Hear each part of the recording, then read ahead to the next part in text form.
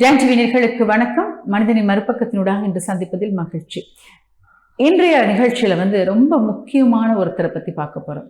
வாழ்க்கையில் அன்பு அப்படின்றது முக்கியமான விடயம். அன்னை என்று சொன்னால் அது அற்புதமான ஒரு விடயம். அந்த அன்னை என்ற சொல்லில் அன்பு, பாதுகாப்பு, அரவணைப்பு எல்லாமே அடங்கி இருக்கு. அப்போ தன்னுடைய அன்னையை எல்லாரும் கொண்டாடுவார்கள். அதுபோல் எல்லாரும் இவர்களை அன்னை, அம்மா அப்படின்னு தான் எல்லாரும் அழைப்பாங்க. யார் அப்படின்னா அன்னை ஸ்ரீ சாரதா தேவி அவர்களுடைய வாழ்க்கை வரலாறு. இவனுடைய வாழ்க்கை அப்படின்னு சொல்லும் பொழுது ரொம்ப ஒரு அற்புதமான ஒரு பயணம் அவங்களுக்கு சொல்லப்பட்டிருக்கு. சின்ன வயது கல்கத்தாவில் ஜெயராம்பாடி அப்படின்ற ஒரு ஊர்ல தான் அவங்க பிறந்திருக்காங்க. பிறந்து வளர்ந்த அவங்களுடைய வாழ்க்கை யாரும் எதிர்பார்க்காத ஒரு திசையிலே பயணித்தது மாத்திரமல்ல, உலக மக்களை திரும்பி பார்க்க வைத்தது. அது மாத்திரமல்ல, பலர் அம்மா அப்படின்னு அவரை அழைக்கக்கூடிய ஒரு சந்தர்ப்பத்தை அவருடைய குணம், அவருடைய செயல் ஏற்படுத்தியது என்பதுதான் உண்மை. அன்னை ஸ்ரீ சாரதா தேவி அவர்கள் ஒரு சாதாரண குடும்பத்தை சேர்ந்தவங்க. அவங்களுடைய ஊர் ஒரு சின்ன கிராமமா இருந்ததுனால அந்த ஊர்ல மாடு வளர்க்கறது, வயல் வேலையில வேலை செய்யற, தன்னுடைய குடும்பத்திற்கு உணவு சமைத்து கொடுக்கறது அப்படின்ற விடயங்களை ரொம்ப ஆர்வமா ஈடுபட்டாங்க. அவங்க பாடசாலைக்கு போகணும்னு நினைக்கல. ஆனால் ஆர்வமாக கற்றுக்கொண்ட விடயம் வங்காள மொழியை எழுதவும் படிக்கவும் கற்றுக்கொண்டாங்க. இந்த காலகட்டத்தில் ஸ்ரீ ராமகிருஷ்ண பரமஹம்சர் அவர்களுடன் இணைந்து பயணித்த அந்த காலகட்டம் அற்புதமான ஒரு காலகட்டமாக பார்க்கப்படுகின்றது. ஸ்ரீ ராமகிருஷ்ண பரமஹம்சர் தனது சீடர்களுக்கு ஆன்மீக பயணத்தை சொல்லிக் கொடுக்க ஆரம்பிச்சாங்க. அவங்களுக்கெல்லாம் அன்னை ஸ்ரீ சாரதா தேவி அவர்கள் உணவு சமைத்து கொடுக்க ஆரம்பிச்சாங்க. தன்னுடைய குழந்தைகளுக்கு தாய் எப்படி உணவு சமைத்து கொடுப்பாங்களோ அதே மாதிரி ராமகிருஷ்ண பரமஹம்சருக்கு மாத்திரமல்ல அவர்களுடைய சீடர்களுக்கும் சமைத்து கொடுத்தாங்க. எப்பொழுதுமே அன்னை அவர்கள் அந்த விடயத்தை மகிழ்ச்சியோட தான் செய்வாங்களாம். கிட்டத்தட்ட ஒரு நேரத்தில் 4 கிலோ மாவை தயார் செய்து சப்பாத்தி செய்து அதற்கான பருப்பு மற்றும் அதற்கான உணவுகளை சமைத்து கொடுத்து அங்கே வந்திருக்கும் அனைவருக்கும் பசியை சிறப்பாக ஆற்றி அனுப்பி வைப்பாங்களாம். அதில் அவங்களுக்கு நிறைவான ஒரு மகிழ்ச்சி இருந்தது என்பதும் சொல்லப்பட்டிருக்கிறது. ஜெயராம்பாடியில் பிறந்த அன்னை சாரதா தேவி அவர்கள் ஜெயராம்பாடியில் ராமச்சந்திர முகர்ஜி மற்றும் ஷியாமா சுந்தரி தேவி என்றொரு நல்ல உள்ளம் படைத்த தம்பதிகளுடன் அவர்கள் வாழ்ந்த காலகட்டத்தில் இவங்க தம்பதிகளுக்கு முதல் குழந்தையா பிறக்கிறாங்க. 1853 டிசம்பர் 22 ஸ்ரீ ராமகிருஷ்ண பரமஹம்சர் ஆன்மீக நாட்டத்தின் காரணமாக உலகப்பற்று அற்றவராக இருக்கிறாங்க. ராமகிருஷ்ணருக்கு பிடித்த விடயம் என்ன அப்படின்னா இறைவனிடத்திலே தன்னுடைய எண்ணற்ற பக்தியை வைத்திருக்கிறது. அப்போ அவர்களுடைய உறவினர்கள் எல்லாம் ராமகிருஷ்ணன் அவர்களுக்கு திருமணம் செய்து வைக்கணும் அப்படின்ற ஒரு முடிவை எடுக்கிறாங்க. திருமணத்தை ராமகிருஷ்ணன் அவர்கள் ரொம்ப வெறுத்து அது தேவையில்லை அப்படின்னு நினைக்கிறாங்க. ஆனால் உறவினர்கள் எப்படியாவது திருமணம் முடித்து வைக்கணும் அப்படின்னு பெண் தேட ஆரம்பிக்கிறாங்க. அப்போது ஒரு நாள் ராமகிருஷ்ணன் அவர்கள் என்ன சொல்கிறாங்க அப்படின்னா, எனக்காக ஒரு பெண்ணை தேடி ஏன் வீணா அலைகிறீங்க? ஜெயராம்பாடியில் வசித்து கொண்டிருக்கும் ராமச்சந்திர முகர்ஜி என்பவரது மகள் சாரதா எனக்காக இறைவனால் படைக்கப்பட்டவங்க, அவங்கள போய் பாருங்க அப்படின்னு சொல்லி அனுப்பி வைக்கிறாங்க. இரு வீட்டார்களிடத்திலும் கலந்து பேசி அவர்கள் இருவரும் ஒரு தெய்வீக வாழ்க்கை வாழ்ந்தார்கள் என்பது எல்லாராலும் சொல்லப்பட்ட விடயம். அந்த அளவுக்கு ஸ்ரீ ராமகிருஷ்ண பரமஹம்சர் அவர்களுக்கு பணிவிடைகள் செய்து அவருக்கு தேவையானவற்றை கவனித்து அவருடைய சீடர்களுக்கு உணவு சமைத்து கொடுத்து பல நல்ல விடயங்களை சாரதா அவர்கள் மகிழ்ச்சியோடு செய்ததாக சொல்லப்பட்டிருக்கு. அன்னை ஸ்ரீ சாரதா தேவி அவர்களுடைய அம்மாவுக்கு மிகுந்த ஒரு மன வருத்தம் இருந்தது. தன்னுடைய மகள் ஒரு தெய்வீகமான வாழ்க்கை வாழ்ந்துட்டு இருக்காங்களே அப்படின்ற ஒரு எண்ணம் இருந்தது. மற்ற பெண்கள் மாதிரி அவர்கள் வாழவில்லையே அப்படின்ற ஒரு எண்ணம் இருந்தது. ஸ்ரீ ராமகிருஷ்ண பரமஹம்சர் இந்த அறிந்து கொண்டது ரீதியில் அவர் என்ன சொல்றார் அப்படின்னா, உங்களுக்கு அந்த கவலை வேண்டாம், நாளை உலகில் இருக்கும் அனைத்து குழந்தைகளும் அம்மா, அன்னை அப்படின்னு தான் அன்னை ஸ்ரீ சாரதா தேவி அவர்களை அழைக்க போறாங்க அப்படின்னு சொல்றாங்க. ஆனால் சாரதா தேவி அவர்கள் மனதிலே மகிழ்ச்சியோட தான் அவர்கள் செய்யும் ஒவ்வொரு வேலையும் செய்ய ஆரம்பிக்கிறாங்க. திருமணம் நடைபெற்று சில வருடங்கள் கழித்து கதாதரர் என்று அழைக்கப்பட்ட ராமகிருஷ்ண தட்சிணேஸ்வரம் திரும்பி கோயில் பணிகளை தொடர ஆரம்பிக்கிறாங்க. முன்பை காட்டியதை விட அதிகமான ஒரு தியான நிலையில ஈடுபட ஆரம்பிக்கிறாங்க. மார்ச் மாதம் 1872ஆம் ஆண்டு அன்னை தட்சிணேஸ்வரம் செல்றாங்க. தட்சிணேஸ்வரத்தில் மக்கள் ராமகிருஷ்ணரை பித்து பிடித்த ஒரு மனிதர் என்று அவர் காதுபடவே பேச ஆரம்பிக்கிறாங்க. ஸ்ரீ ராமகிருஷ்ணர் உடல்நிலை வேறு ரொம்ப சரியில்லாமல் இருந்த ஒரு காலகட்டம். இதன் காரணமாக அவருடன் இருந்து அவருக்கு சேவை செய்து தன் முக்கிய கடமை என்பதை அன்னை உணர்றாங்க. இப்படி உணர்ந்து உடனடியாக தன் தந்தையாருடன் புறப்பட்டு தட்சிணேஸ்வரம் அடைந்து ஸ்ரீ ராமகிருஷ்ண பரமஹம்சருக்கு சேவை செய்ய ஆரம்பிக்கிறாங்க. ஸ்ரீ ராமகிருஷ்ண பரமஹம்சர் தட்சிணேஸ்வரத்தில் இருக்காங்க. அங்கே வந்து அன்னை ஸ்ரீ சாரதா தேவி அவர்களை வந்து பார்க்குறாங்க. அந்த சமயத்தில் ரொம்ப தூரமாக நடந்து வந்ததுனால களைத்து போயிருந்தாங்க அன்னை ஸ்ரீ சாரதா தேவி அவர்களுக்கு காய்ச்சலும் ஏற்பட்டிருந்தது. அவங்களுக்கு மிகுந்த ஒரு பாதுகாப்பை கொடுத்து அவர்களுக்கு தேவையானவற்றை ரொம்ப அழகாக கவனிக்கிறாங்க ஸ்ரீ ராமகிருஷ்ண பரமஹம்சர். அவங்களும் அதிலிருந்து மீண்டு வந்த பிறகு அந்த ராமகிருஷ்ணன் அவர்கள் கட்டியிருந்த அந்த கோயிலில் வந்து வாத்திய கருவிகள் வைக்கிறதுக்கு ஒரு இடம் இருந்ததாம். அங்கே தான் வந்து அன்னை ஸ்ரீ சாரதா தேவி அவர்கள் தங்கியிருந்து ராமகிருஷ்ண பரமஹம்சர் அவர்களுக்கு பணிவிடை செய்து கொண்டிருந்த ஒரு காலகட்டமாக அது அமைகிறது. 1874 அன்னை சாரதா தேவியின் தந்தை அவர்கள் மறைந்த பிறகு அன்னை தாயாருடன் சகோதரர்களும் வறுமையில் வாழ ஆரம்பித்தார்கள். அன்னை குடும்பத்திற்கு மூத்தவர் என்பதால் வழக்கப்படி குடும்ப பொறுப்பு முழுவதும் அன்னையிடம் வந்து சேர்ந்தது. குடும்பம் செலவிற்கு அன்னையின் தாயார் ஷியாமா சுந்தரி தேவி நெல்லை குத்தி கொடுத்து அதற்கான பணத்தை பெற்று குடும்பத்தை காப்பாற்றி வந்தாங்க. அன்னையும் அவர் தாயாரிடம் சேர்ந்து நெல் குத்தி பணியை செய்து உதவியும் செய்து வந்ததாகவும் சொல்லப்பட்டிருக்கு. ஸ்ரீ ராமகிருஷ்ண பரமஹம்சர் அவர்கள் பராசக்தி மீது அதிகமான பக்தி உடையவர்கள். அப்போ என்ன பண்றாங்க அப்படின்னா, ஒரு நாள் காளி பூஜைக்காக அன்னை ஸ்ரீ சாரதா தேவி அவர்களை அழைத்து ஒரு அறையில வந்து ஒரு மேடையின் மீது அவர்களை அமர வைத்து காளி பூஜைக்கு என்னென்ன செய்வாங்களோ அதையெல்லாம் அவர்களுக்கும் செய்து அந்த பூஜையினுடைய முழு பயனையும் அன்னை ஸ்ரீ சாரதா தேவி அவர்களுடைய பாதங்கள்ல சமர்ப்பித்து தியான நிலைக்கு செல்றாங்க. இந்த பூஜை மிகவும் முக்கியமான பூஜையாக அன்னை ஸ்ரீ சாரதா தேவி அவருடைய வாழ்நாளில் பார்க்கப்படுகின்றது.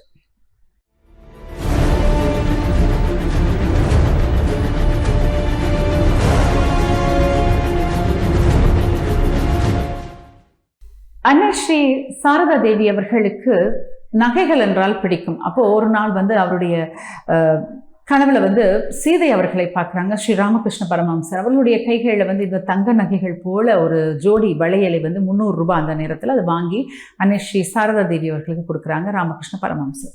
இதற்கு பிறகு 1885ஆம் ஆண்டு நடக்குது அப்படின்னா, ராமகிருஷ்ண பரமஹம்சர் அவர்களுக்கு தொண்டையில் ஒரு வலி ஏற்படுகிறது. உடல் முழுவதும் ஒரு உஷ்ணம் இருப்பது போல அவங்க உணர்றாங்க.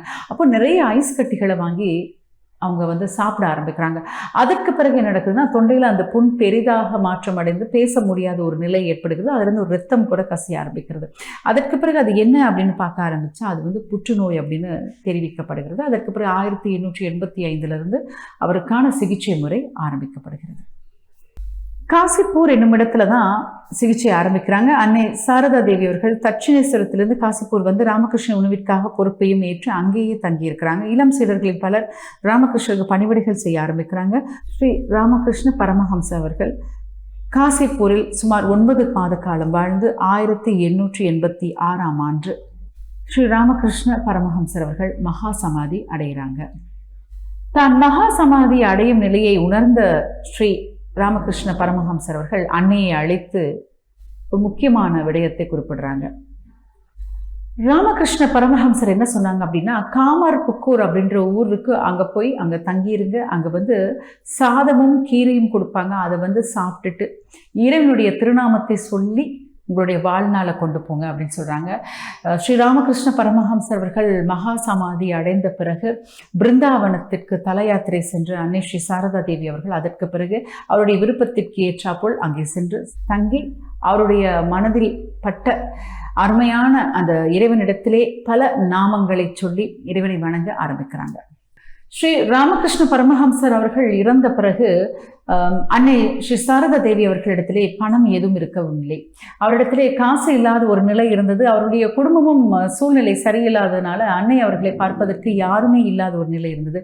தட்சிணேஸ்வரத்திலிருந்து மாதம் 7 ரூபாய் என்ற அளவிலே பணம் அன்னை அவர்களுக்கு அனுப்பி வைக்கப்பட்டது. அதுவும் என்ன நடந்தது அப்படின்னா, ராமகிருஷ்ண பரமஹம்சர்களுடைய அண்ணன் மகனால் அந்த அனுப்பி வைக்கப்பட்ட மாதம் அனுப்பி வைக்கப்பட்ட அந்த 7 ரூபாய் கூட அன்னை அவர்களுக்கு போய் சேர முடியாத ஒரு சூழ்நிலையை உருவாக்கிய ஒரு காலகட்டம்.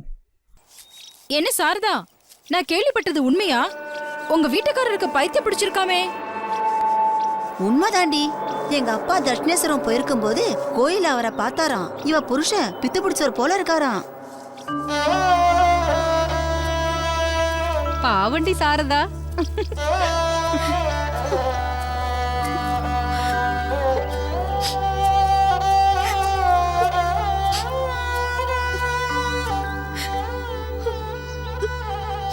சாரதா, என்னாச்சு? ஏன் அழற? எல்லாரும் உன் புருஷன் பைத்தியம் பைத்தியம்னு சொல்றாங்கப்பா. இந்த நேரத்துல அவர் கூட இருக்கிறதா நல்லதுன்னு தோணுது. நான் உடனே தட்சிணேஸ்வரம் போகணும். நீ சொல்றதாமா சரி. நான் உடனே தட்சிணேஸ்வரம் போறதுக்கு ஏற்பாடு பண்றேன். உள்ள வாமா, உள்ள வா.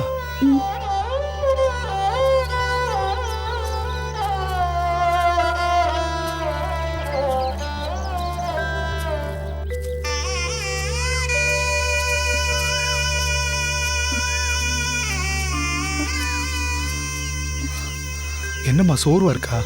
இங்க பக்கத்துல ஒரு சத்திரம் இருக்கு, அங்க தங்கி ஓய்வு எடுத்துட்டு காலையில போலாம். வா.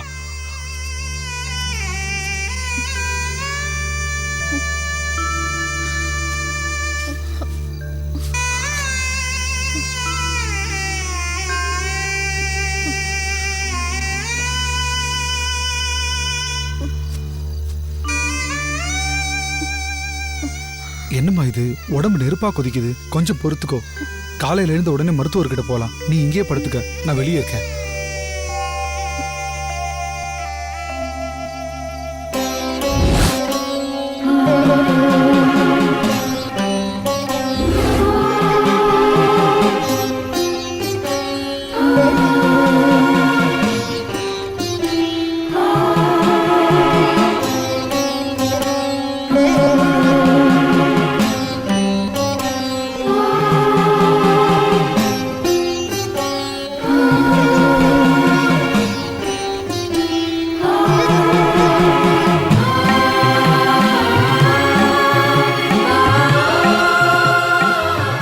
யாரு? எங்கிருந்து வரீங்க? தட்சிணேஸ்வரத்துல இருந்து வரேம்மா.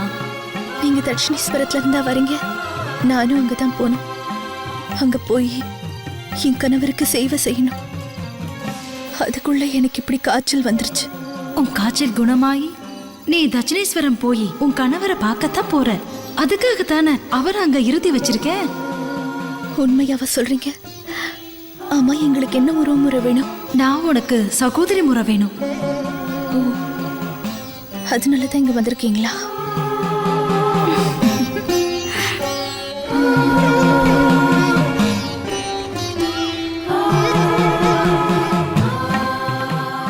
இப்ப எப்படி இருக்கு? என்ன காய்ச்சல் சுத்தமா போயிடுச்சேம்மா? அப்பா, இங்க எனக்கு சகோதரின்னு சொல்லிக்கிட்டு அவங்களோட சொந்தக்காரங்க ஒருத்தங்க இருந்தாங்களே, அவங்க எங்கப்பா? என்னம்மா சொல்ற? நான் ராத்திரி முழுதும் வெளியில காவலுக்கு முழிச்சுக்கிட்டு தானே இருந்தேன். ஏதாவது கனவா இருக்குமா? இல்லப்பா, அவங்க இங்க வந்தாங்க, என் கூட பேசினாங்க. இதோ இங்கதான் உட்கார்ந்துட்டு இருந்தாங்கப்பா. சரி சரி, வா புறப்படலாம், வா.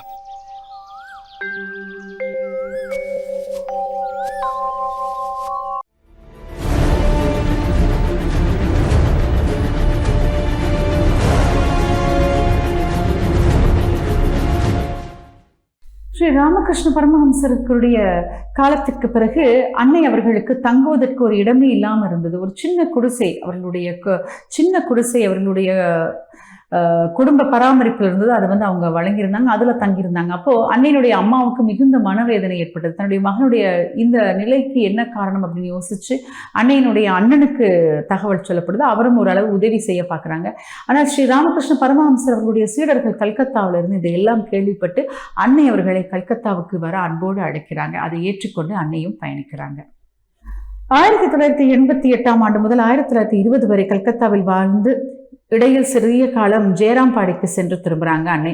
கல்கத்தாவில் தங்கியிருந்த சமயங்களில் அதற்கான ஏற்பாடுகளை ஸ்ரீ ராமகிருஷ்ண பரமஹம்சர் அவருடைய சீடர்கள் ஏற்றுக்கொண்டு அன்னையை மிக சிறப்பாக உபசரிக்கிறாங்க.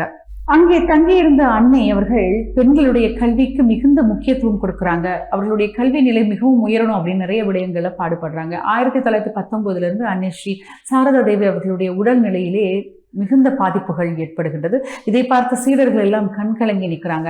அதனால அவங்க என்ன சொல்றாங்க அப்படின்னா, உலகில் எதுவுமே நிரந்தரம் கிடையாது. உலகில் உள்ள உயிர்கள் எல்லாமே எல்லாருக்குமே மிகுந்த பந்தத்தையும் பக்குவத்தையும் ஏற்படுத்துகிறது. அதனால உலகத்தில் உள்ள அனைத்து இடத்திலும் அன்பை வெளிப்படுத்துங்க. எல்லாமே உங்களுடைய சொந்தங்கள் அப்படின்னு நினைத்துக் கொள்ளுங்க. மற்றவர்களுடைய குறைகளை தேடுவதை விட உங்களுடைய குறைகளை நீங்கள் என்ன அப்படின்னு கண்டுபிடிங்க அப்படி நிறைய விடயங்களை சீடர்களுக்கு சொல்லி அவர்களுடைய இன்னும் அந்த அறிவுத்திறனை வளர்க்கணும் அப்படின்னு முடிவு பண்றாங்க. வாங்க. எப்படி இருக்கீங்க? வாங்க வாங்க அத்தை. மாமா யார் வந்திருக்காங்க பாருங்களேன். வாமா சாரதா.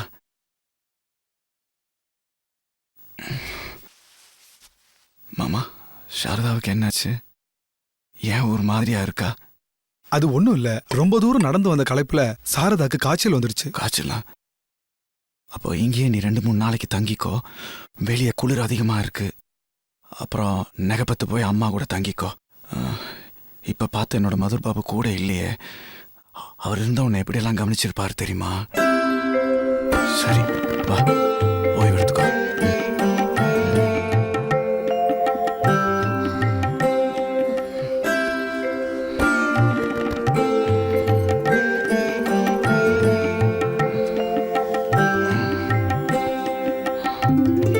மாமா இந்த கஷாயத்தை கொடுங்க. சாரதா, இது குடிமா. குடிமா, உடம்புக்கு நல்லது. போலாமா? வாங்க.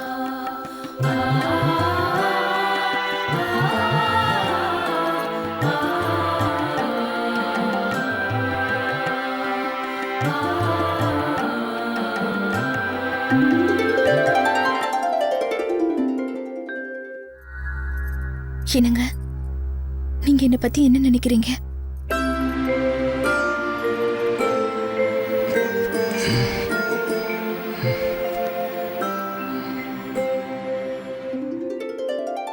நான் சதா சர்வகாலம் நினைச்சுக்கிட்டு இருக்க அந்த லோக மாதாவே உன் ஊருல வந்திருக்கிறதா நினைக்கிறேன்.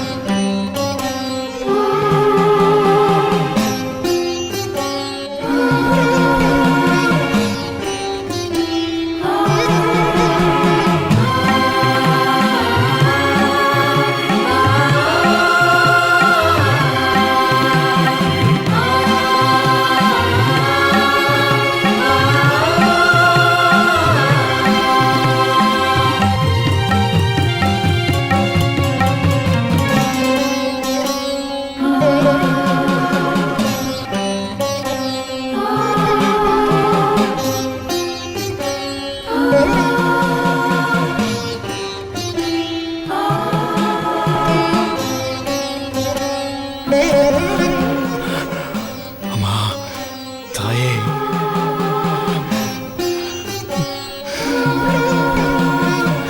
களி.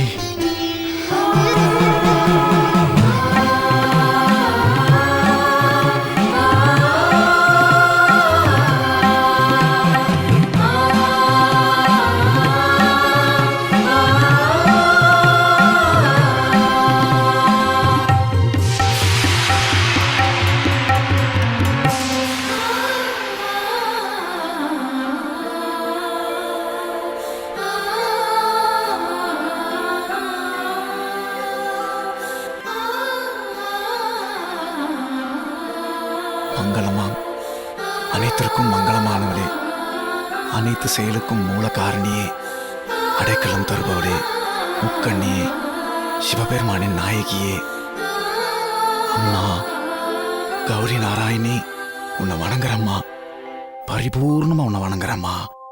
தன்னுடைய சீடர்களுக்கு அவர்கள் அழைத்து சொன்ன இன்னொரு விடயம் என்னன்னா, மகனே, இங்கே யாரெல்லாம் வந்திருக்கிறார்களோ, இனி யாரெல்லாம் வரப்போகிறார்களோ அவர்களுக்கெல்லாம் என்னுடைய அன்பையும் ஆசீர்வாதத்தையும் கொடுங்க அப்படின்னு சொல்லிட்டு 1920ஆம் ஆண்டு இந்த மண்ணுலகை விட்டு விண்ணுலகம் பயணிக்கிறாங்க அன்னை ஸ்ரீ சாரதா தேவி அவர்கள் வாழ்ந்த காலகட்டத்தில் நிறைய நல்ல விடயங்களை அவர்களுடைய சமுதாயத்திற்கு அள்ளி கொடுத்திருக்காங்க.